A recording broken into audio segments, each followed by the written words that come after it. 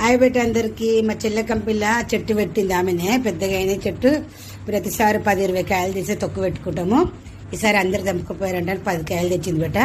ఒక 5 కాయలు తొక్కు నూరుతున్నా, రోడ్డు తొక్కు. నేను దీంట్లోకి ఏమేం కావాలంటే ఒక చెంచా మెంతులు బెట్ట, మెంతులు, ఆవాలు, జీలకర్ర, అల్లం ఎల్లిగడ్డ నూరుకోవాలి బెట్ట.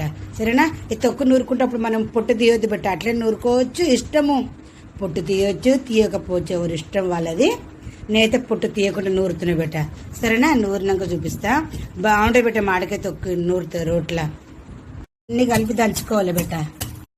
ఇట్లా దంచుకోవాలి బెట్ట. మామిడికాయలు ముక్కలు కోసుకొని మంచి సన్నగా నూరుకోవాలి. ఎట్లా చింతపండు తొక్కులాగా నూరుకోవాలి. వేసుకోవాలమ్మా. 2 చెంచాల కారమే, ఇంకో చెంచా ఏమా నూరిన తాలింపు వేస్తా. తాలింపు వేసుకోవాలి. ఇట్లా గుడి కన్నం తింటుంటే బాగుంటుంది బెట్ట.